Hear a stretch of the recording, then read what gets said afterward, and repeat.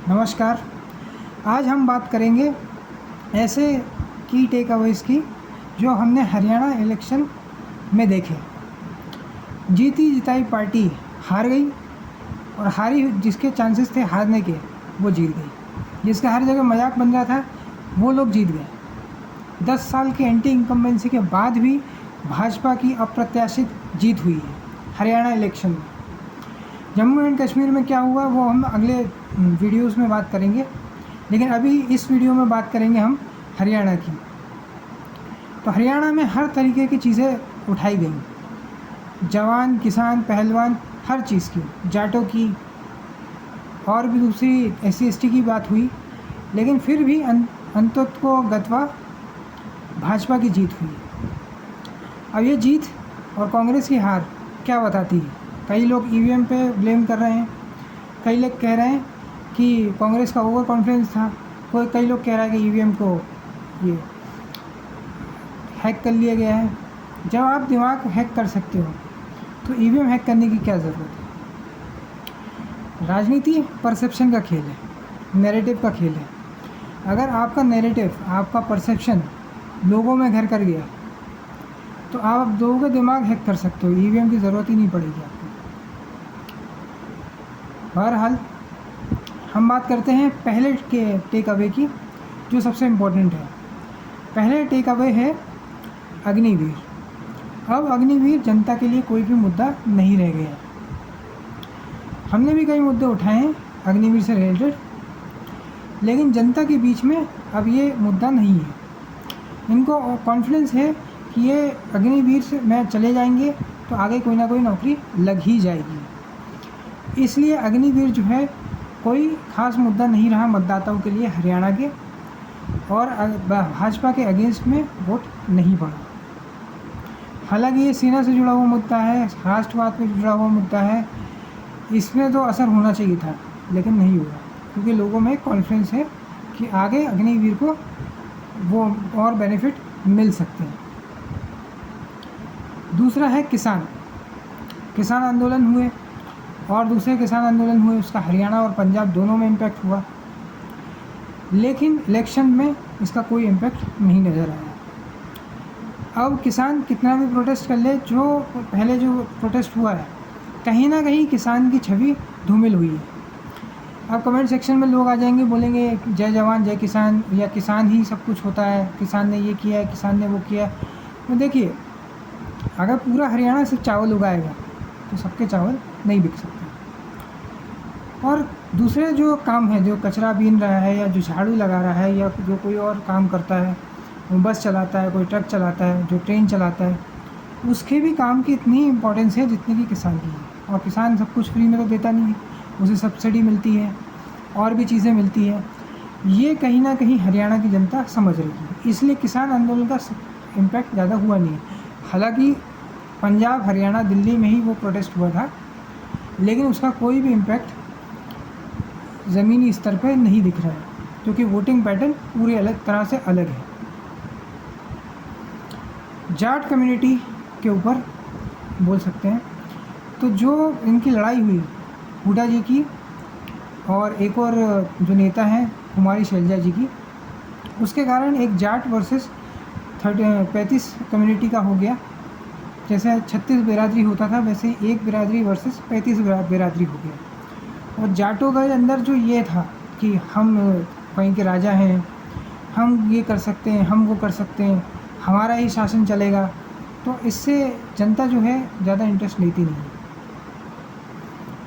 और कहीं ना कहीं SC/ST वोट जो है वो बसपा और भीम आर्मी वाले चंद्रशेखर रावण नहीं काट पाए, वो भाजपा की तरफ चला गया। पूरा नॉन जाट वोटर जो है वो इनकी तरफ चला गया। जनरल कैटेगरी तो वोट डालेगी। गुरुग्राम में जो जनरल कैटेगरी है और यादव वोटर हैं, उन्होंने एक तरफा भाजपा को वोट दिया। हाँ, जलाना से दिनेश फोगाट जरूर जीते, लेकिन वो एक अलग बात है। लेकिन ये जाट वर्सेस नॉन जाट करके कैसे ना कैसे करके भाजपा जीत गई। अब जाटों को भी ये सोचना पड़ेगा कि वो ज़माना गया जब इनका वर्चस्व होता। अब धीरे धीरे दूसरे लोग भी अनकंफर्टेबल फील करते हैं इस तरह से देखने पे। और आपके अगेंस्ट में भी वोट डाल सकते हैं। इसलिए कांग्रेस को दूसरे कम्युनिटी के साथ भी जाना पड़ेगा, सिर्फ जाटों की पार्टी बनके वो सरवाइव नहीं कर सकती है।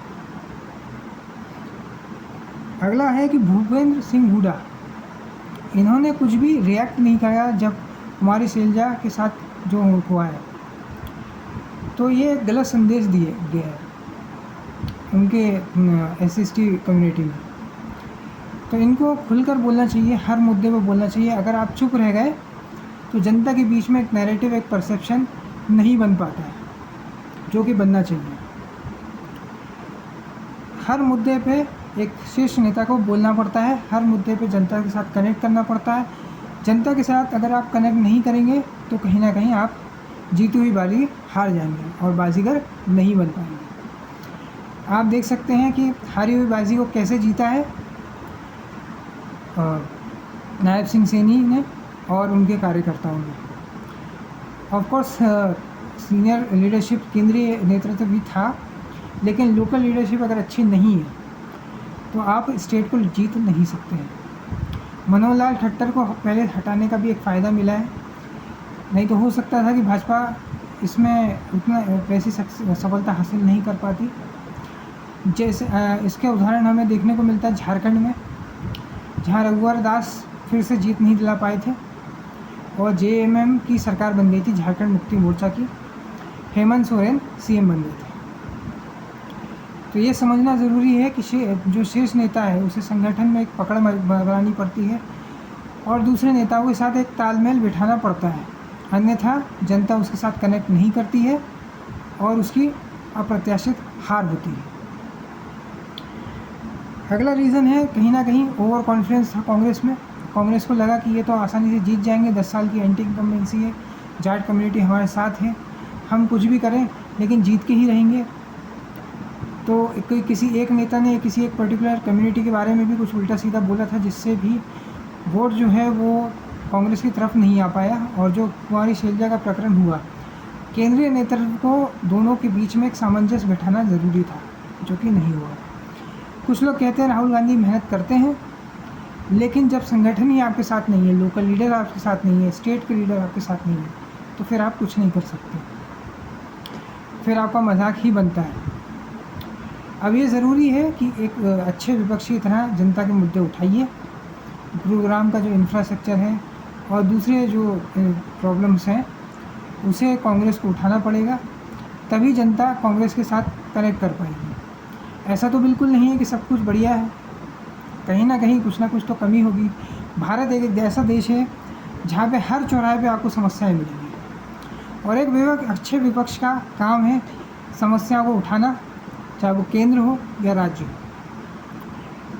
और भी कई सारे मुद्दे हो सकते हैं जो कांग्रेस उठा सकती है, राहुल गांधी उठा सकते हैं, भूपेंद्र हुड्डा उठा सकते हैं। ये देखना ये है कि अगले 5 साल कांग्रेस विपक्ष के मुद्दे कैसे उठाती है, विपक्षी दल के मुद्दे कैसे उठाती है। छठवां टेक अवे है कि वोट देकर बैठना नहीं है, आपको हमेशा प्रश्न पूछते रहना है, विपक्ष को हमेशा जगाते रहना है। तभी विपक्ष पूछेगी, देश का मीडिया पूछेगा, जो जनता का मिजाज है वो ज़रूरी है। आपने वोट डाल दिया और आपका काम पूरा नहीं होता है, आपको बार बार सोशल मीडिया पे लिखना है, वीडियोस बनाने हैं, बार बार आपको सरकार से सवाल पूछते रहना है ताकि आपके मुद्दे कहीं छुप ना जाए। इसमें से एक डिस्कनेक्ट फ्रॉम वर्क भी है।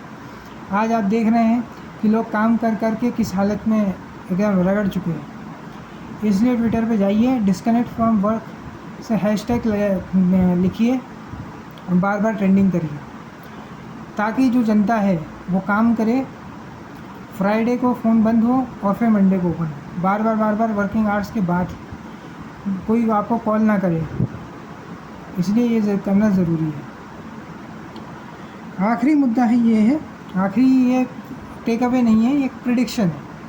हो सकता है मैं गलत हूँ, हो सकता है मैं सही हूँ, मुझे नहीं मालूम। हरियाणा जो है अब नेक्स्ट गुजरात बनेगा। अगर अगला चुनाव इन्होंने जीत लिया और शायद ये जीतेंगे ही, तो इसलिए हरियाणा जो है अब वो गुजरात मॉडल की तरह होगा। 20-25 साल 30 साल तक अब भाजपा ही शासन करेगी। अगर कांग्रेस को कुछ करना है कुछ बड़ी पार्टी बन के उभरना है तो ज़रूरी है कि इन्हें भजन लाल की तरह काम करना पड़ेगा। सारी बिरादरियों को साथ में लाना पड़ेगा, तभी जाके कांग्रेस का कुछ हो सकेगा। संगठन में काम करना पड़ेगा, संगठन के जो मुद्दे हैं उन्हें एड्रेस करना पड़ेगा केंद्रीय नेतृत्व को। अगर राहुल गांधी, सोनिया गांधी, प्रियंका वाड्रा मिलके उनके मुद्दे को रिजॉल्व नहीं कर पाएंगे तो कांग्रेस फिर से एक बड़ी हार की तरफ बढ़ेगी। अभी 5 साल में जनता ने जनादेश दिया है कांग्रेस को विपक्ष में बैठने के लिए। उम्मीद है कि ये कुछ अच्छा कर पाएंगे और आगे बढ़ेंगे, क्योंकि लोकतंत्र में विपक्ष भी ज़रूरी होता है। अगर विपक्ष विहीन है तो उसका कोई फ़ायदा नहीं है कि फिर निरंकुश सरकार हो जाती है, इसलिए विपक्ष भी ज़रूरी है। और अब भाजपा के लिए राह बहुत ही आसान हो गई है। यही एक चुनाव था जहां कांग्रेस कुछ कर सकती थी। अब कांग्रेस की वापसी होना 15-20 सालों में बहुत ही मुश्किल है, बहुत ज़्यादा उनको मेहनत करनी पड़ेगी, तब जाके वो कुछ कर पाएंगे। इस वीडियो में इतना ही। अगर ये वीडियो आपको पसंद आया तो वीडियो को लाइक करें, शेयर करें और चैनल को सब्सक्राइब करें। धन्यवाद।